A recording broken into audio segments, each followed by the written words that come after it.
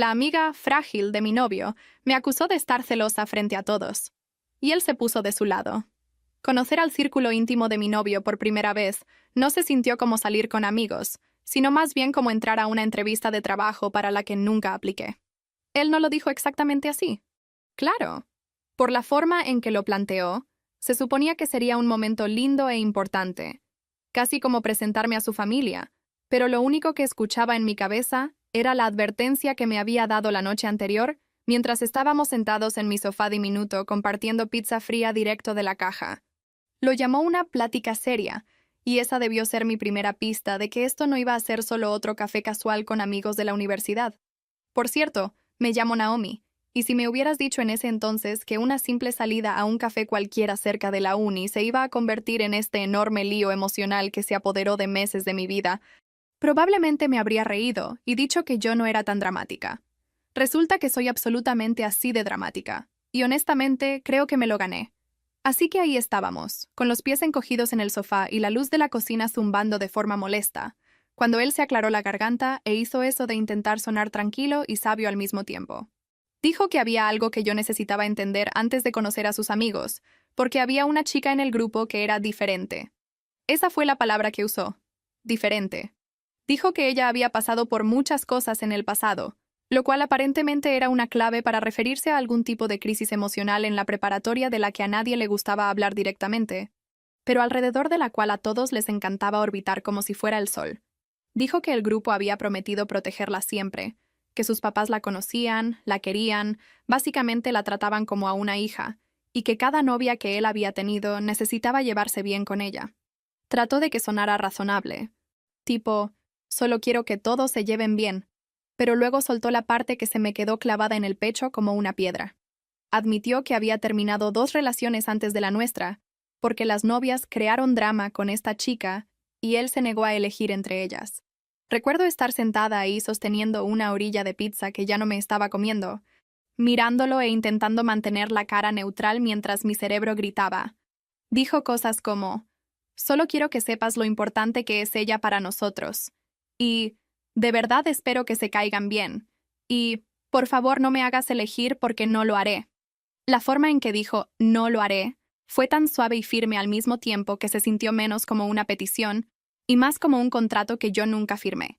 Por fuera asentí, sonreí, hice algún chiste sobre que sé jugar bien con otros, pero por dentro sentí cómo empezaba a formarse este nudito feo de competitividad. Yo ni siquiera era una persona celosa antes de eso. Al menos, no creía serlo. Pero algo sobre ser advertida de antemano, algo sobre escuchar que su lealtad ya había sido reclamada por alguien más antes de que yo siquiera la conociera, me hizo sentir como si estuviera entrando a un juego donde todos sabían las reglas, excepto yo. Después de que él se fue a su casa esa noche, me quedé sentada en el mismo sofá, con la caja de pizza vacía todavía en la mesa de centro, mirando la pantalla oscura de la tele como si pudiera repetir toda la conversación para decidir si me había imaginado el tono. ¿Sabes cuando no dejas de escuchar una frase en bucle en tu cabeza y se pone peor cada vez?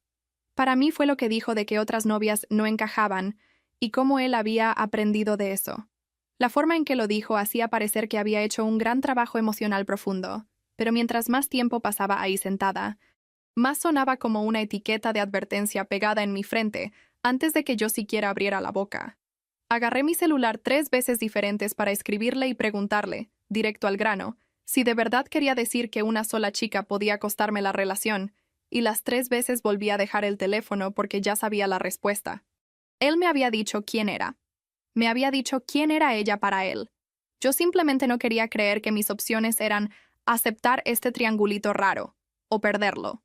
Así que en lugar de escribirle, me puse a ver fotos viejas de nosotros en una red social, intentando recordarme que antes de todo esto, él había sido amable, divertido y normal. Había fotos de nosotros estudiando juntos, caminando por el campus, él haciendo una cara tonta mientras yo intentaba estar seria. Ninguna de esas fotos la tenía a ella de fondo, pero de repente no podía dejar de preguntarme si ella había sido la que tomó algunas de ellas. En algún momento mi roomie salió de su cuarto para tomar agua y me encontró ahí congelada con el cel en la mano, y la luz de la sala todavía apagada. Me preguntó si estaba bien de esa forma en que la gente pregunta cuando ya sabe que la respuesta es no. Le dije que podíamos hablar de eso luego porque ni siquiera tenía las palabras para lo que estaba sintiendo todavía. No eran solo celos, aunque definitivamente estaban ahí mezclados. Era más como si me hubieran entregado el guión de una obra para la que nunca audicioné y me dijeran que o cumplía con cada marca, o me reemplazarían con la chica que llevaba años interpretando el papel. Para cuando finalmente me arrastré a la cama, mi cerebro estaba zumbando y me dolía el pecho de esa forma pesada y lenta, que significa que no vas a dormir en un buen rato. Recuerdo quedarme mirando el techo y pensar que tal vez estaba exagerando, que tal vez una vez que la conociera todo tendría sentido y nos reiríamos de lo nerviosa que estuve. Mirando hacia atrás, esa fue la última noche en que pude fingir que no me habían advertido. Cuando se lo conté a mis roomies más tarde esa noche, me miraron como si hubiera perdido la cabeza. Una de ellas, la ruidosa que nunca filtra nada, de plano dejó su bebida y dijo: «O sea que básicamente te dijo que estás a prueba y que si respiras mal cerca de esta vieja estás fuera». Otra puso los ojos en blanco y lo llamó manipulación en su empaque más obvio. Yo me reí y lo defendí, porque obvio lo hice. Dije cosas como: «No es para tanto», y «Solo es protector», y «Ella pasó por mucho, tal vez de verdad necesita apoyo». Pero también me quedé repitiendo sus palabras exactas en mi cabeza. Ni siquiera había visto a esta chica, y de alguna manera yo ya era la villana potencial en una historia que no conocía. Una parte de mí quería ser cool y comprensiva, y demostrar que podía ser la novia relajada que no causaba problemas. Otra parte de mí, la parte que intentaba no mirar directamente, quería entrar a ese café y demostrar discretamente que yo era mejor que ella en todo. Una de ellas, la que siempre se pintaba las uñas en la mesa de la cocina en lugar de en el escritorio de su cuarto, de plano dejó su bebida y dijo que necesitaba que le repitiera todo despacio, porque pensaba que había escuchado mal. Así que volví a contarle detalle por detalle. La parte de que su amiga era frágil, la advertencia de no hacerla sentir incómoda, la forma tan casual en que soltó esa frasecita de terminar relaciones pasadas cuando las novias no se llevaban con ella. Para cuando llegué al final, mi otra roomie estaba parada con la puerta del refri abierta, mirándome por encima de un cartón de jugo de naranja, como si el jugo fuera lo único que evitaba que explotara. Empezaron a lanzarme preguntas de la forma en que lo hace la gente cuando intenta asegurarse de que no has perdido la razón por completo. ¿Alguna vez había visto a esa chica llorar? ¿Él me había defendido así alguna vez ante alguien? Siquiera me preguntó qué necesitaba yo de conocer a sus amigos, o todo el discurso fue una lista de expectativas sobre cómo debía portarme para que su vida siguiera siendo cómoda. Yo seguía diciendo cosas como «solo es protector» y «la conoce desde hace mucho», porque admitir en voz alta que sonaba mal lo hacía demasiado real. Sé cómo suena eso. Me escuché a mí misma. Simplemente no estaba lista para hacerme caso todavía. En un punto, la roomie de la taza de café desportillada se reclinó en su silla y dijo que cada vez que un tipo empieza con una lista de reglas sobre alguien en su vida que ni siquiera conoces, no se trata de protección, se trata de control. Me contó de un ex que tenía una prima honoraria, con la que todos andaban de puntitas porque era famosa por tener crisis cuando no se salía con la suya, y como cada discusión terminaba siendo sobre mantener a esa chica calmada en lugar de resolver el problema real. Yo me reí y dije que mi situación no era tan grave, que solo estábamos en la uni y la gente era dramática, pero la verdad es que se me revolvió el estómago porque sonaba demasiado familiar. Me fui a dormir esa noche diciéndoles a ellas y a mí misma que iba a estar tranquila, que no iba a ser la novia celosa que no aguantaba a una amiga, y ellas me dejaron decirlo aunque ninguna de nosotras se lo creía de verdad. La reunión quedó para un sábado en la tarde en un café cerca del campus al que él decía que iban todo el tiempo. Obvio tenían su lugar especial. Me dijo exactamente a qué hora estar ahí y en qué mesa se sentaban usualmente, y se notaba que estaba emocionado de que yo viera ese lado de su vida. En el camino, me apretó la mano y no dejó de decirme lo feliz que estaba de que yo fuera de mente abierta. Quise decirle que no era de mente abierta, que solo estaba tratando de no echar a perder mi relación antes de terminar los exámenes parciales, pero me quedé callada. En lugar de eso, me alisé el suéter por 10ª vez. Chequé mi reflejo en la puerta de vidrio e intenté respirar como una persona normal en lugar de alguien a punto de audicionar para el papel de novia aceptable, frente a un público que ya tenía a su favorita. La vi en el segundo en que entramos. ¿Sabes cuando hay una persona en un grupo hacia la que todos están inconscientemente volteados? Esa era ella. Estaba en medio del gabinete, no en la orilla donde sería fácil entrar o salir, sino justo en el centro como el eje de una rueda. Llevaba este vestido blanco sencillo que, honestamente, se le habría visto X a cualquier otra persona, pero en ella parecía un disfraz. La hacía ver pequeña, delicada y suave, como uno de esos personajes de película que lloran bonito y nunca tienen el rímel corrido debajo de los ojos. Los dos tipos sentados con ella estaban inclinados hacia ella, uno con el codo en la mesa escuchándola como si estuviera dando una plática importante sobre sentimientos, el otro riéndose de algo que ella dijo como si acabara de soltar el mejor chiste del año. Cuando mi novio me llevó y dijo mi nombre, ella ladeó la cabeza, sonrió con dulzura y me barrió de arriba a abajo tan lento que casi fue lo suficientemente educado como para fingir que no me di cuenta. Me preguntó mi carrera, de dónde era, cuánto llevábamos juntos. Todo con esa voz suave y cuidadosa que le habría sonado amable a cualquiera que no estuviera poniendo atención. Pero había una agudeza debajo de eso, como si cada pregunta tuviera un anzuelo. Cuando dije que trabajaba medio tiempo en el mostrador de ayuda del campus para pagar mi parte de la renta, asintió pensativa y dijo algo como, «Debe ser agotador equilibrar todo», en un tono que de alguna manera me hizo sentir como si hubiera llegado a una fiesta de gala con la etiqueta colgando de la camisa. Cuando mencioné que vivía con roomies fuera del campus, hice un comentario al aire sobre cómo ella nunca podría aguantar el caos y que era demasiado sensible para eso, lo cual estoy segura de que no era un insulto, pero se sintió como uno de todos modos. Todo era así, dulce por fuera, un poquito agrio por debajo. Para cuando llegó la comida, sentía que había pasado por la fila de seguridad de un aeropuerto emocional, y ella había inspeccionado cada centímetro de mi personalidad, y le había puesto el sello de permitida condicionalmente. Intenté mantener las manos firmes mientras pasaba un tazón de sopa por la mesa, porque el lugar estaba lleno. Había gente por todos lados y de verdad no quería ser la novia torpe que derrama algo en la primera salida. Estaba sosteniendo el tazón con las dos manos, concentrada en no temblar, cuando de repente ella se movió en su asiento. Fue un movimiento rápido y brusco, como si algo la hubiera asustado. Pero no había pasado nada. Su rodilla golpeó la mesa. El tazón se ladeó, y de repente había sopa caliente por todo su vestido blanco perfecto. El ruido que hizo fue tan fuerte y agudo que medio café se volteó a mirar. Se levantó tan rápido que el banco raspó el piso y me señaló con una expresión de horror y traición, como si la hubiera apuñalado en lugar de derramar sopa por accidente. «¿Por qué hiciste eso?», gritó, con la voz temblando lo suficiente para sonar frágil pero lo bastante clara para que se oyera. «Lo hiciste a propósito». Te juro que mi cerebro se quedó en blanco por un segundo. Mis manos seguían estiradas frente a mí, ahora vacías, y todos en la mesa me miraban. Mi novio me agarró del brazo tan fuerte que sus dedos se enterraron en mi piel y siseó mi nombre como si yo fuera una niña chiquita mal portada.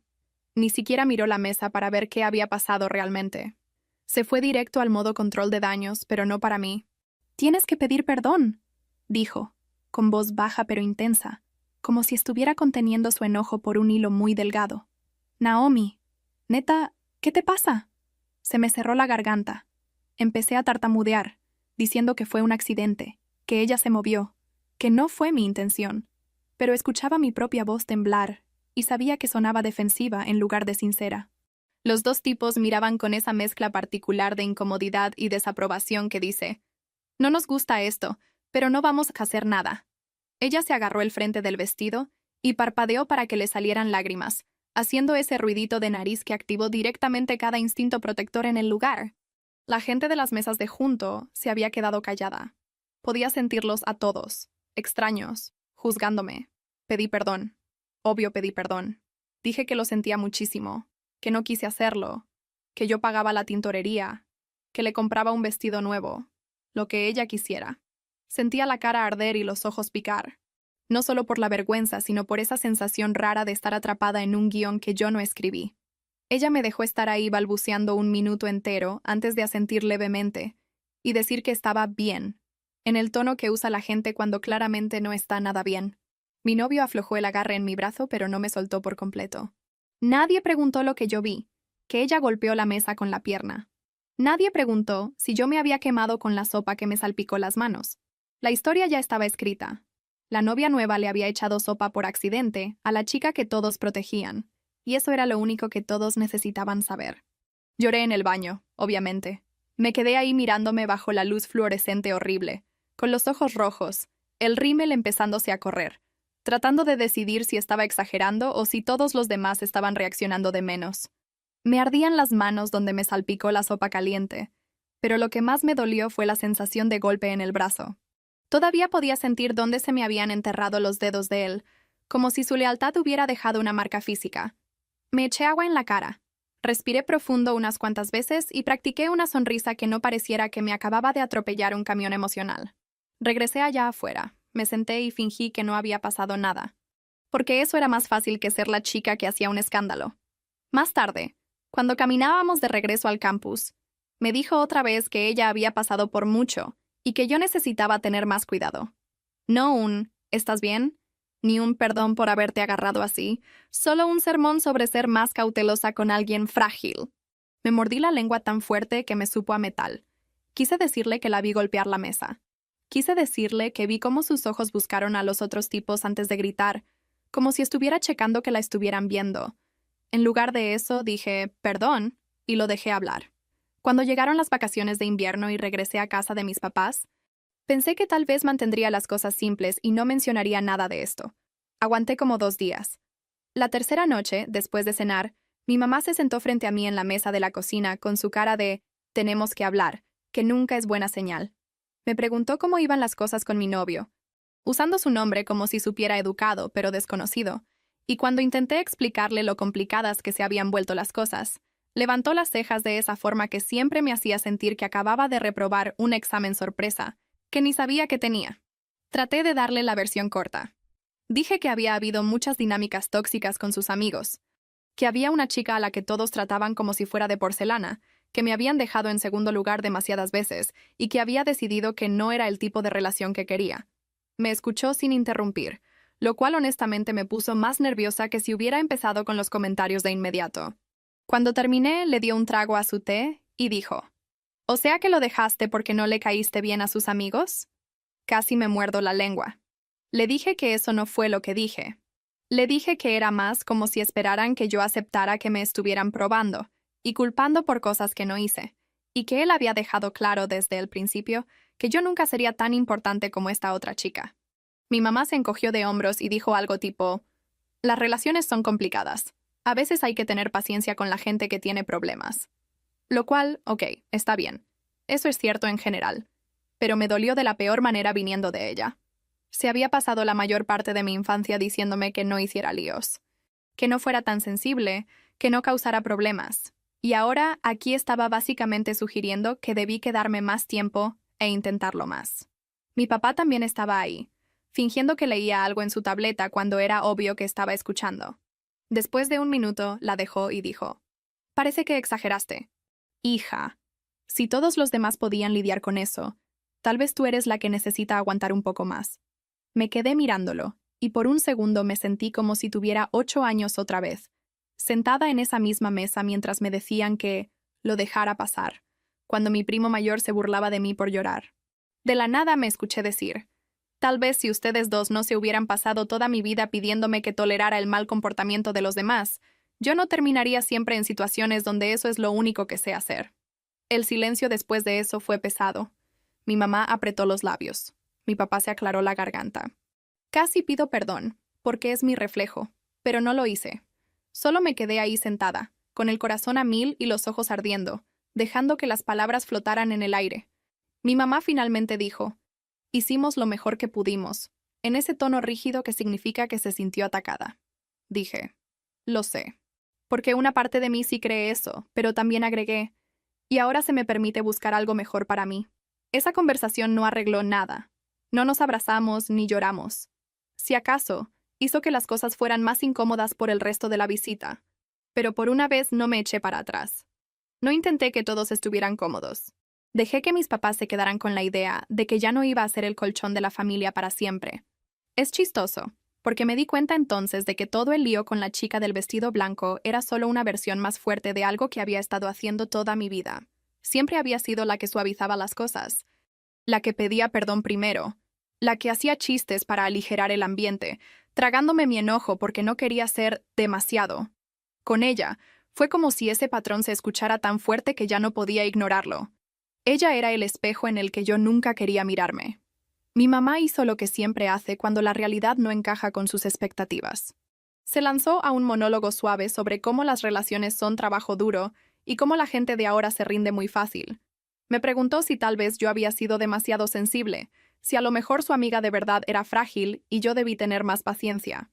Dijo, sientes las cosas con mucha intensidad, como si fuera un defecto de carácter en lugar de la única razón por la que me había dado cuenta de que algo andaba mal. Más tarde esa noche, mi papá tocó a mi puerta, algo que casi nunca hace. Se sentó en la orilla de mi cama y dijo que a veces las personas construyen toda su personalidad alrededor de cuidar a alguien que se niega a crecer, y que si yo me quedaba lo suficiente, empezaría a hacerme chiquita para encajar en los huecos que ellos necesitaran llenar. Se veía cansado cuando lo dijo, de una forma que me hizo preguntarme cuántas veces había hecho él eso por mi mamá, y cuántas veces me había visto a mí hacer lo mismo. Para cuando regresé a la uni, ya no podía dejar de pensar en eso. Cuando volví al campus después de esas vacaciones espantosas, algo había cambiado. Tal vez fue finalmente escuchar mi propia voz rebelarse contra las expectativas de mi mamá, o tal vez fue solo cansancio, pero ya no estaba dispuesta a fingir que podía hacerme tan chiquita como para que todos estuvieran cómodos. Así que cuando él me escribió sugiriendo que fuéramos todos al centro deportivo de la uni, porque el grupo quería un reinicio después del momento incómodo en el café, de hecho, consideré decir que no. Pero una parte de mí, la parte terca que todavía quería demostrar algo, dijo que sí de todos modos. Ella apareció con un traje de baño color pastel clarito, nada llamativo, pero perfectamente elegido para hacerla ver como una cosita suave e inocente que nunca lastimaría a nadie. Se colgó del brazo de mi novio y le dijo con esa vocecita que le daba miedo el agua, pero que confiaba en que él la ayudaría. Vi cómo él se derretía. Vi cómo todo su lenguaje corporal se suavizaba mientras le aseguraba que no dejaría que nada malo pasara. Ella le rodeó el cuello con los brazos cuando entraron al agua, agarrándose como una niña, y sentí algo revolverse en mi pecho que no quería nombrar. Lo odié. Odié lo fácil que ella se metía en ese papel. Odié lo natural que se le veía a él. Admití en voz alta que yo tampoco era una gran nadadora, y bromeé con que probablemente me quedaría cerca de la parte bajita para no ahogarme. Uno de los tipos, el más callado con lentes que siempre parecía estar medio observando y medio pensando, se ofreció a ayudarme con lo básico si quería. Su voz era tranquila, directa, como si me estuviera ofreciendo ayuda con la tarea, no a salvarme de una humillación pública. Le tomé la palabra. En parte porque de verdad no me sentía segura sola en lo más profundo, y en parte porque, sí, lo admito, había una parte de mí con ganas de revancha a la que le gustaba la idea de ser ayudada también, de no ser la que se quedaba a un lado mientras todos se desvivían por ella. Mientras él me enseñaba cómo mover los brazos y cómo flotar sin entrar en pánico, sentía la mirada de mi novio saltando hacia nosotros. No dejaba de mirar desde cualquier actuación que ella estuviera montando en la parte profunda de la alberca, checándome, observándome, y esa atención se sentía como una especie de premio de consolación retorcido. Intenté concentrarme en mi respiración y en mis patadas, pero sentía los ojos de ella sobre mí también, afilados y calculadores cada vez que pensaba que nadie más estaba mirando. Cada vez que mi novio nadaba un poco más cerca para ver cómo iba, la sonrisa de ella se tensaba solo un poquito. Entonces me dio un calambre. No fue dramático al principio, solo una tensión rara en mi pantorrilla derecha que intenté estirar, pero empeoró rápido. Perdí el ritmo de las patadas, tragué agua, y por un segundo, lo único que sentí fue pánico. Mi pie no encontraba el fondo. Mis brazos empezaron a manotear y fue como si mi cuerpo olvidara cómo hacer lo que estaba haciendo bien apenas segundos antes. Me escuché hacer ese ruido horrible de atragantamiento y sentí el agua entrarme por la nariz. Antes de que pudiera procesar qué tan estúpidamente asustada estaba, el tipo de los lentes ya estaba ahí, agarrándome por la cintura y jalándome hacia la orilla. No fue romántico. Fue desastroso, rápido, puro codazo y salpicaduras, y yo tosiendo en su oído. Me llevó a la orilla en unos segundos que parecieron horas, y me colgué del azulejo frío mientras intentaba recuperar el aire. Mi corazón iba a 1000, me ardían los ojos y sentía la adrenalina zumbando en las yemas de mis dedos. Y entonces escuché su voz otra vez, cortando el ruido de la alberca. ¿Neta?, espetó ella, sonando más molesta que preocupada. ¿Podrías ser más obvia? Levanté la vista, todavía jadeando, y la vi parada un poco más allá en el agua, con los brazos cruzados y una expresión que no encajaba con la persona dulce que solía aparentar. Mi novio estaba a su lado, mirando entre las dos, congelado. El tipo de los lentes que todavía me sostenía por el hombro. Entrecerró los ojos y dijo tajante que me acababa de dar un calambre, que casi me hundo y que tal vez podíamos saltarnos el viaje de culpa por 5 segundos. Ella abrió la boca como si no pudiera creer que él le hubiera hablado así. El otro tipo, el güero que siempre había sido medio payaso, alzó la voz desde el otro lado de la alberca y dijo que si ella quería que todos fingieran que no pasaba nada, tal vez debería dejar de actuar como si cada situación se tratara de ella. Se sintió cómo cambió la vibra en el agua. La gente de cerca dejó de hacer lo que estaba haciendo. La máscara se le resbaló de la cara por un latido, y la mirada que había debajo era pura furia. Mi novio seguía sin moverse. Eso fue, de alguna manera, lo peor. Se quedó ahí dividido entre la chica que había prometido proteger y la novia que casi ve ahogarse porque estaba demasiado ocupado haciéndole de salvavidas a alguien que en realidad no lo necesitaba. Me encontré con sus ojos y vi el pánico ahí, pero también vi la duda. Y eso fue suficiente. Algo dentro de mí hizo clic. Me salí de la alberca sin decir una palabra. Agarré mi toalla, me envolví bien con ella y caminé hacia los vestidores, con el cuerpo temblando en parte por el frío y en parte por el coraje. Detrás de mí oía que discutían, voces encimándose, pero no volteé. En los vestidores, me senté en el banquito frente a mi casillero e intenté procesar el hecho de que había entrado en pánico y me había hundido por un momento frente a gente conocida, y aún así, sentía que yo era la que estaba causando problemas. Él me siguió unos minutos después, entrando por el marco de la puerta del vestidor de mujeres lo justo para que técnicamente fuera permitido, pero aún así inapropiado. Se veía estresado, con el pelo mojado goteando sobre sus hombros y la toalla colgada a la cintura. Me pidió perdón, más o menos. Dijo que había reaccionado de más, que solo le preocupaba mantener la paz, que las cosas se habían salido de control. Nunca dijo, debí haberte checado a ti primero. Nunca dijo, perdón por hacerte sentir que eras desechable. En lugar de eso, seguía volviendo a lo inusual que era que los tipos le hubieran respondido así a ella, lo alterada que ella estaba, lo frágil que seguía siendo por dentro. Lo escuché, mirando cómo se movía su boca, y me di cuenta de que cada disculpa era en realidad sobre ella, no sobre mí. Cada preocupación que nombraba le pertenecía a la chica del vestido blanco, no a la novia a la que habían sacado del agua minutos antes. No sé qué me dio exactamente. Tal vez fueron los moretones en mi brazo por lo del café, tal vez fue el sabor del agua de la alberca todavía en mi garganta. Tal vez fue la cara de confusión cuando los tipos finalmente dejaron de tratarla como a una muñeca de cristal, pero levanté la mano, me quité el anillito que me había dado un mes antes como una especie de promesa, y lo puse suavemente en su mano mojada. No quiero estar en una relación donde tengo que competir con alguien que tú ya decidiste que es más importante, dije, con la voz sorprendentemente firme para alguien cuyas piernas seguían temblando. Tú la elegiste a ella en el segundo en que me advertiste que yo no podía regarla, solo que no lo dijiste en voz alta. Se quedó mirando el anillo como si fuera a explicarle lo que estaba pasando. Me preguntó si hablaba en serio, si de verdad quería tirar todo a la basura por una mala tarde, y casi me río. Le dije que no fue una tarde. Fue cada momento en que le creyó a ella sin dudar. Cada vez que me pidió que me hiciera más chiquita para que ella no se sintiera amenazada. Fue la forma en que me dijo que no elegiría, cuando obviamente ya había elegido. No grité, no lloré. Solo me levanté, me apreté más la toalla y pasé de largo. Caminé sola de regreso a mi depa fuera del campus, con el pelo todavía húmedo y las chanclas tronando contra la banqueta, sintiendo esta mezcla rara de tristeza y alivio. Mis roomies estaban ahí cuando llegué, desparramadas en el sofá con una bolsa de papas entre ellas, y cuando me vieron la cara, le pusieron mute a lo que estaban viendo, sin preguntar nada. Les conté todo, desde la sopa hasta la alberca. Hicieron todos los ruidos de indignación apropiados, y para cuando terminé estaba temblando otra vez. Me hicieron la pregunta obvia. ¿Neta ya terminaste? Y me sorprendí a mí misma diciendo que sí sin dudarlo. A la mañana siguiente me desperté con un montón de mensajes en el celular. Ninguno era de él. Había 2 del tipo de los lentes, preguntando si estaba bien y pidiendo perdón por no haber hablado antes. Había uno del güero, diciendo que finalmente se dio cuenta de lo mal que habían estado las cosas por mucho tiempo. No había ninguno de ella, obvio, y ninguno de mi ex. Mis roomies bromeaban con que él probablemente seguía sosteniendo el anillo y mirándolo como si fuera a regresar el tiempo. Para esa tarde sus mensajes finalmente empezaron a llegar.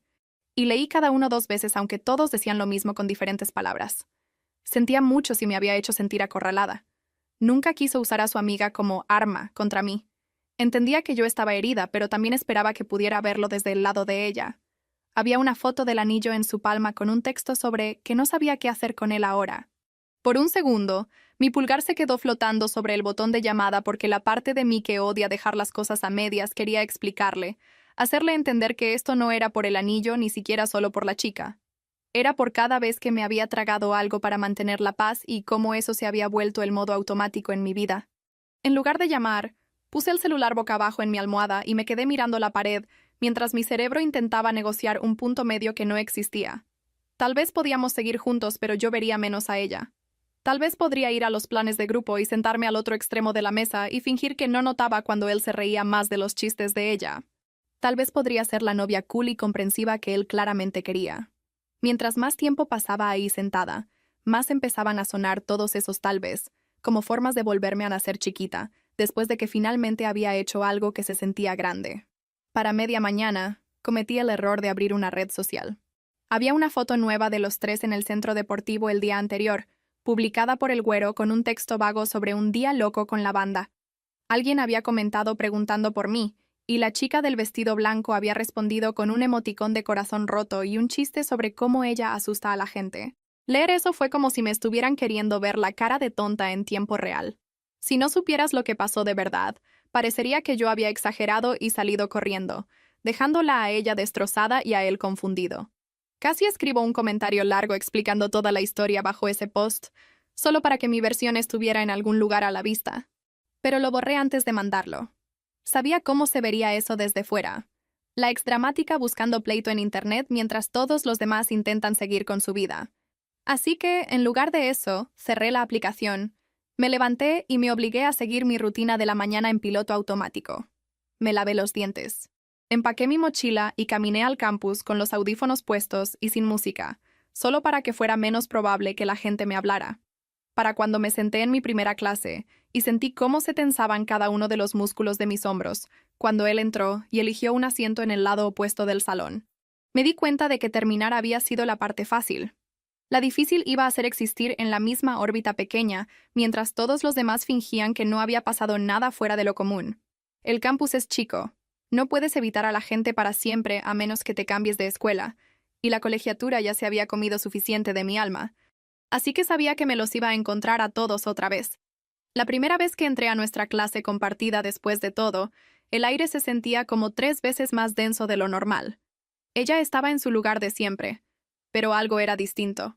Los tipos ya no estaban inclinados hacia ella, y mi ex estaba sentado un poco aparte, con los ojos en su cuaderno en lugar de en ella. Cuando entré, ella me dio esa sonrisa tensa y educada como si fuéramos conocidas lejanas, y yo le devolví una igual. Fue el intercambio más falso que hayas visto. A mitad de la clase, levantó la mano y pidió ir al baño, diciendo que no se sentía bien. Normalmente, uno de los tipos se habría ofrecido de inmediato a acompañarla, o al menos habría checado cómo estaba. Esta vez, nadie se movió. Esperó un momento, como si pensara que alguien iba a cambiar de opinión. Luego se levantó y se fue sola. Podía sentir la tensión irradiando de ella mientras pasaba. Cuando regresó, sus ojos estaban con la cantidad justa de rojo y brillo, como si hubiera estado llorando pero no quisiera hacer un escándalo. La vi escanear el salón, esperando que alguien le preguntara si estaba bien. Nadie lo hizo. Después de clase, al salir, escuché voces altas por el pasillo. Bajé el ritmo sin querer. El tipo de los lentes estaba ahí parado con su cel en la mano, y el güero estaba a su lado, con los brazos cruzados. Ambos estaban frente a ella. A su alrededor, los estudiantes fingían no mirar mientras obviamente miraban. ¿Sabes ese semicírculo que hace la gente cuando quiere ver drama pero no quiere que los cachen interesados? Ese. Él estaba diciendo algo sobre estar cansado, sobre cómo todo siempre se había tratado de los sentimientos de ella, sus crisis, sus necesidades. Ella seguía insistiendo en que nunca pidió eso, que estaban distorsionando las cosas, que ella solo era emocional. Luego él levantó su teléfono y leyó en voz alta una serie de mensajes. No pesqué cada palabra, pero escuché suficiente. Ella le había pedido que fingiera estar enojado con ella frente a mi ex después del incidente de la sopa para que mi ex demostrara cuánto le importaba yendo tras ella. Había escrito cosas como, sabes que él siempre me va a elegir si parece que me estoy desmoronando, con todo y emoticones de carita llorando, lo cual de alguna forma lo hacía peor. El pasillo se quedó en silencio total. Mi ex también estaba ahí parado, pálido, como si lo hubieran desconectado. El güero agregó que esta no era la primera vez que ella montaba alguna emergencia emocional para mantener su atención. Ella intentó discutir, darle la vuelta, decir que solo tenía miedo de perder a sus amigos, que estaba traumatizada, que no la entendían. Nadie alzó la voz, nadie la consoló. Por primera vez desde que la conocí, nadie corrió a suavizar las cosas. Ella finalmente los empujó y se fue, llorando de verdad esta vez. Y aún así nadie la siguió. Vi todo eso desde unos pasos de distancia, recargada en un casillero, fingiendo checar mi celular. Pensé que me sentiría reivindicada. Pensé que tendría ese golpe satisfactorio de, ven, yo tenía razón sobre ella. En lugar de eso, solo me sentía cansada. Cansada y extrañamente triste. Era como ver una obra terminar y darte cuenta de que todos los actores eran solo gente agotada que había olvidado que podía dejar de actuar. Obviamente, siendo el campus como es, la historia no tardó en mutar en una docena de versiones diferentes. Aparentemente yo era, dependiendo de a quién le preguntaras, o la novia malvada que intentó separarlo de su sistema de apoyo de toda la vida, o la valiente que finalmente despertó a todos ante sus manipulaciones. Escuché las dos versiones mientras hacía fila para el café, mientras esperaba la impresora en la biblioteca, mientras fingía estudiar en el centro estudiantil. La gente bajaba la voz lo suficiente para fingir que no hablaban de mí y luego me miraban de reojo para ver si reaccionaba. Una chica en clase de plano movió su silla cuando me senté junto a ella, murmurando algo sobre necesitar más espacio, y yo solo me quedé mirando mi cuaderno intentando no reírme de lo mucho que se sentía como en la prepa. Otra hizo un comentario sobre drama innecesario, lo bastante fuerte para que yo lo oyera. El tipo de los lentes me encontró en la biblioteca una tarde, sentada entre los estantes de psicología y la sección de autoayuda, como si el universo tuviera sentido del humor, y se sentó frente a mí. Me pidió perdón. Otra vez. Dijo que sabía desde hacía mucho que la dinámica con ella era tóxica, pero que había sido más fácil seguirle el juego que enfrentarlo. Admitió que se había quedado callado en el café aunque vio que ella golpeó la mesa. Eso me dolió más de lo que quería admitir.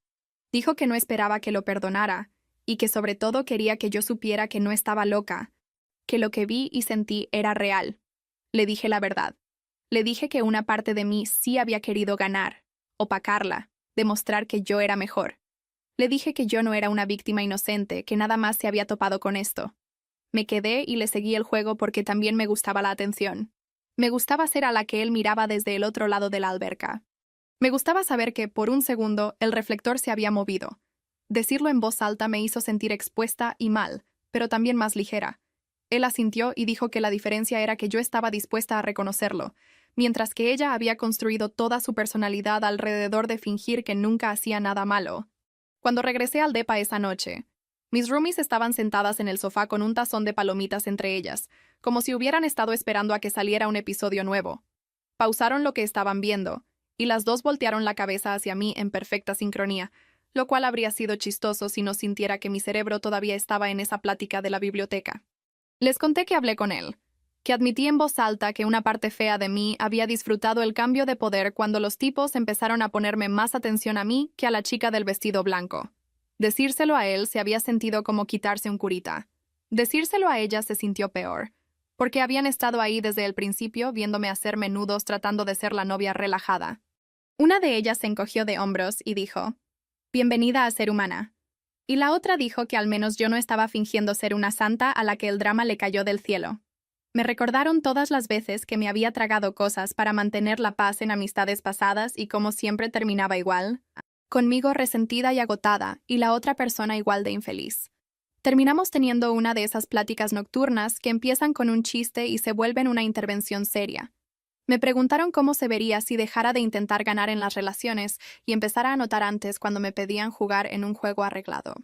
No fue una revelación mágica donde de repente me volví sabia y sané, pero sí plantó un pensamiento necio en mi cabeza de que tal vez irse antes no es un fracaso. Es solo otro tipo de elección, una que no viene con aplausos, pero que tampoco viene con un dolor de estómago constante.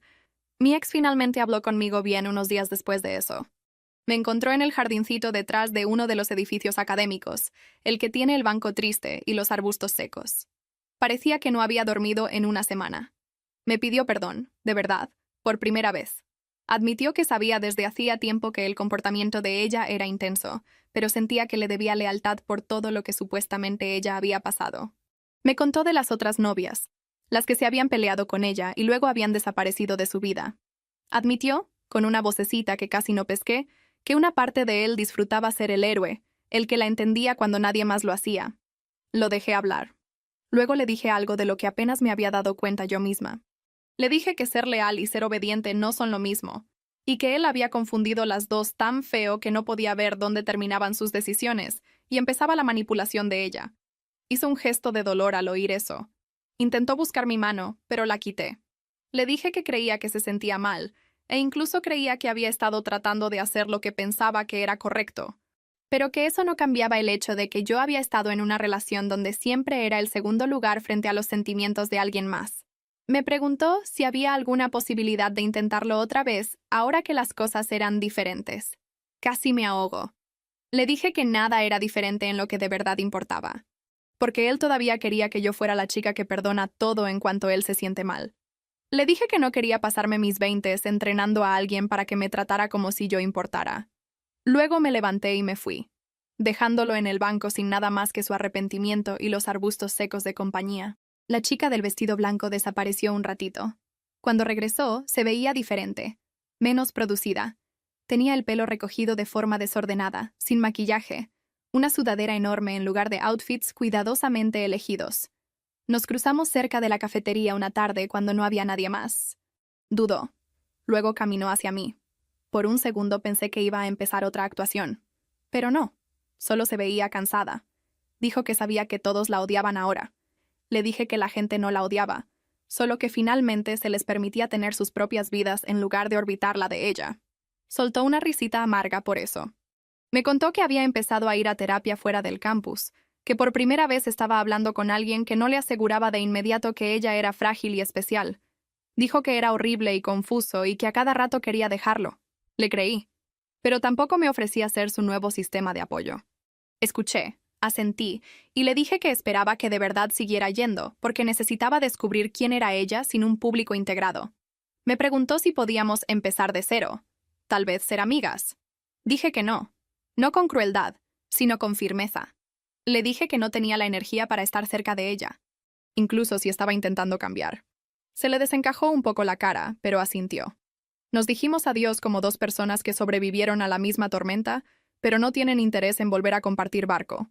Cuando me alejé, esperé a que me pegara la culpa de siempre. No llegó. Lo que sentí, en cambio, fue algo parecido al alivio. La vida siguió. Mi trabajo en el mostrador del campus seguía siendo igual de malo que antes. La gente seguía llegando al último segundo antes de cerrar, en pánico por sus cuentas de estudiante o sus contraseñas, y yo seguía sonriendo a fuerzas y ayudándolos mientras me preguntaba si algún día iba a tener un trabajo que no implicara que extraños me gritaran. Mis roomies y yo seguíamos discutiendo por los platos, la renta y a quién le tocaba comprar papel de baño. Entre los grandes momentos dramáticos, seguía habiendo lavandería y tarea y cenas congeladas baratas, y noches donde no pasaba absolutamente nada. El tipo de los lentes y yo empezamos a salir más, pero no de la forma en que la gente probablemente esperaba. No hubo montajes románticos de repente, ni un momento de nos miramos a los ojos y todo tuvo sentido. Más que nada, nos sentábamos uno frente al otro en la biblioteca, o nos veíamos para un café entre clases y platicábamos. Él era directo de una forma que extrañamente yo apreciaba. No fingía que toda la situación no le había movido el piso a él también. Admitió que le había gustado ser parte del círculo íntimo, que le había gustado sentirse necesitado e importante, y que le asustaba darse cuenta de cuánto de su identidad estaba envuelta en las crisis de alguien más. Una noche, sentada en el piso de mi cuarto con mi laptop abierta y un montón de notas a mi lado, me di cuenta de que no había pensado en mi ex en horas. Me cayó como un hecho pequeño y silencioso, no como una gran revelación. Todavía recordaba todo, obvio, pero empezaba a sentirse como algo que le pasó a una versión más joven de mí, en lugar de a la que yo era en ese momento. Se lo dije a mis roomies en el desayuno y una de ellas dijo, «Así es como sabes que ya estás superando a alguien, cuando dejan de ser el personaje principal en tu cerebro». Sonaba molestamente como algo que verías en una página motivacional de una red social. Pero era verdad. El güero vino a buscarme una tarde. Más nervioso que nada. Confesó que le había seguido el juego a algunos de sus planes en el pasado, pensando que ayudaba a alguien vulnerable, y que mirando hacia atrás quería desaparecer de la vergüenza. Me pidió perdón, no solo por lo que pasó conmigo, sino por todas las veces que vio a otras chivas ser echadas del grupo, y no hizo nada. Escuchándolo, de verdad me quedó claro que nada de esto había sido una gran villana contra el mundo. Había sido todo un grupo de personas tomando malas decisiones pequeñitas una y otra vez hasta que todo colapsó. Me contó que ella lo había buscado de nuevo, preguntando si quería reconstruir su amistad desde un lugar más sano. Dijo que le había dicho que le deseaba lo mejor, pero que ya no quería ser parte de su círculo cercano. Se veía casi enfermo al decirlo, como un niño que acaba de darse cuenta de que su dulce favorito lo llevaba años haciéndole daño. Le dije que creía que eso era probablemente lo más honesto que pudo haber hecho. Por los dos. Eventualmente, ella me escribió a mí también. Era un mensaje largo, lleno de palabras como responsabilidad y sanación y camino. Sonaba un poco como algo copiado de un artículo, pero algunas partes se sentían reales. Dijo que estaba tratando de entender por qué necesitaba ser el centro de todo. ¿Por qué entraba en pánico cuando alguien más recibía atención? ¿Por qué seguía poniendo a prueba a la gente en lugar de simplemente pedir lo que necesitaba? Me preguntó si podíamos vernos una vez más para que pudiera pedirme perdón bien. Me quedé con ese mensaje un rato. La versión de mí de hace unos meses habría saltado a la oportunidad de ser amable, o lo habría usado como escenario para algún monólogo dramático. La versión de mí sentada en mi cama esa noche, con el pelo en un chongo desordenado y la laptop en las rodillas, solo se sentía cansada. Acepté verla, pero puse condiciones claras. Lugar público, conversación corta, sin promesas después. Nos vimos en una esquina tranquila del campus donde había un banco bajo un árbol que solo se veía bonito como 2 semanas en el otoño. Se veía más chiquita, no físicamente, sino en la forma en que se movía. Respiró profundo y se lanzó a este discurso de disculpa cuidadosamente preparado, que tocaba todos los puntos correctos pero que seguía sintiéndose extrañamente como una actuación. La detuve a la mitad y le dije directo que podía notar el guión. Le dije que si de verdad quería pedir perdón, necesitaba dejar el papel y decir lo que sentía de verdad, no lo que pensaba que debía sentir. Parpadeó. Tragó saliva y por un segundo pensé que se iba a ir. Luego algo se rompió. Admitió que no sabía cómo ser vulnerable sin controlar también la situación. Dijo que cuando era más chica, la única vez que los adultos le ponían atención era cuando estaba mal, así que aprendió a estar mal, a estirar cada sentimiento hasta que llenara el cuarto. Dijo que ser la frágil se había vuelto toda su personalidad y que no sabía quién sería ella si soltaba eso. La escuché. Le creí. Pero tampoco la perdoné. No de la forma en que la gente espera cuando escucha una historia así. Le dije que me alegraba que finalmente lo estuviera hablando con un profesional, y no solo usando a sus amigos como terapeutas sin paga. Le dije que esperaba que descubriera cómo existir, sin que todo fuera una prueba. Pero también le dije que no la quería en mi vida. No porque quisiera castigarla, sino porque tampoco confiaba en mí misma para no caer en los mismos patrones. Lloró un poquito, no sollozos fuertes, solo lágrimas silenciosas. Luego me dio las gracias por ser honesta, y ahí lo dejamos. Pasaron los meses. La máquina de drama del campus siguió su curso. La gente empezó a hablar de otros escándalos, otros truenes, otras implosiones de grupos. De vez en cuando la veía a lo lejos, hablando con gente diferente. Ya no se sentaba en el centro de los grupos. A veces estaba sola, recargada en una pared, con cara de estar tratando de descubrir cómo existir nada más sin actuar todo el tiempo. No sé si de verdad cambió. No me toca a mí saberlo. También vi a mi ex unas cuantas veces. Las primeras veces hicimos ese saludo incómodo con la cabeza desde el otro lado del pasillo. Eventualmente nos cruzamos cerca del café donde pasó lo de la sopa, claro. Estaba con alguien nuevo. Una chica que se veía amable y relajada de una forma que yo nunca estuve con él porque siempre estaba alerta. Nos presentó y vi ese destello de pánico en sus ojos mientras esperaba a ver si yo lo hacía incómodo. No lo hice. Sonreí. Dije que era un gusto conocerla. Hice algún comentario neutral sobre el clima y luego me disculpé. Me sentí extrañamente orgullosa de lo aburrido que fue todo el encuentro. Una tarde... El tipo de los lentes me escribió y me preguntó si quería ir por un café entre clases. Fue el mismo café de antes, porque aparentemente a los dos nos gustaba eso de recuperar lugares malditos. Nos sentamos en una mesa diferente esta vez, junto a la ventana, y hablamos de clases, planes a futuro y videos tontos de internet. En algún punto me preguntó si alguna vez extrañaba a mi ex. Lo pensé, y me di cuenta de que no lo extrañaba tanto a él, como extrañaba a la versión de mí misma que había sido al principio de la relación, antes de empezar a hacerme chiquita y torcerme para encajar en la vida de alguien más.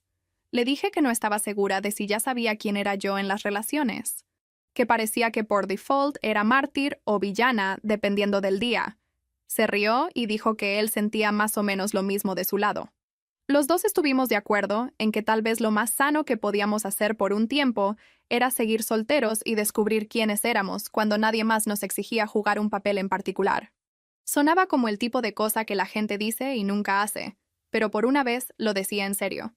Para el final de ese semestre, el banco detrás del edificio académico, la alberca del centro deportivo y el café se habían vuelto parte de este mapa personal raro en mi cabeza.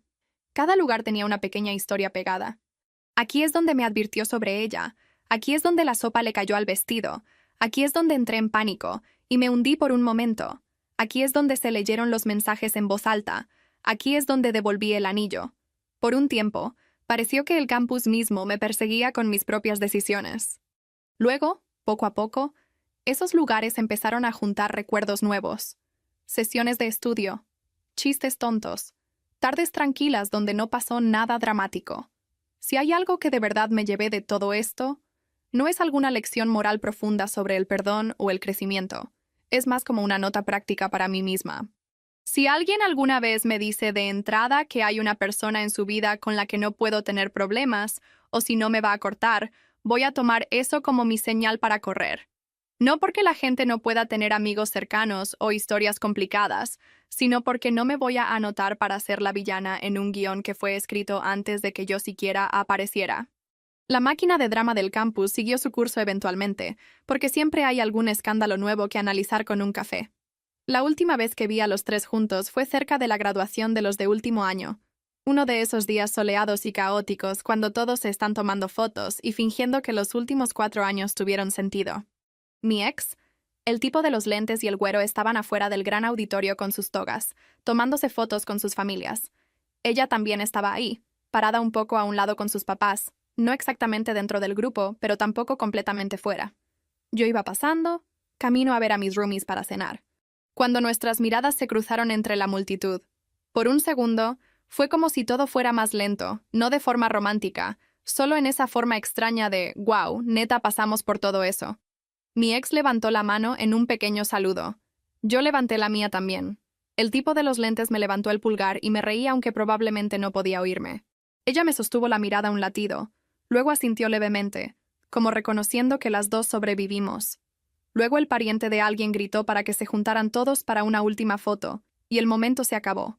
Se voltearon hacia la cámara y yo seguí caminando. Eso fue hace meses ya. A veces todavía pienso en esa noche en mi sofá cuando me dio su plática seria, y yo debí simplemente levantarme e irme. Pero si lo hubiera hecho, no habría aprendido la diferencia entre ser amable y ser conveniente, entre tener límites y construir muros. Mis roomies todavía bromean con que soy dramática, y la neta tienen razón. Pero prefiero ser demasiado para algunas personas que no ser suficiente para mí misma nunca más. La chica del vestido blanco sigue por ahí en algún lado, probablemente todavía descubriendo quién es cuando nadie la está viendo. Mi ex probablemente sigue intentando salvar a alguien. ¿Y yo? Yo solo trato de recordar que la próxima vez que alguien me diga que tengo que competir por un lugar en su vida, se me permite irme antes de que empiece el primer round.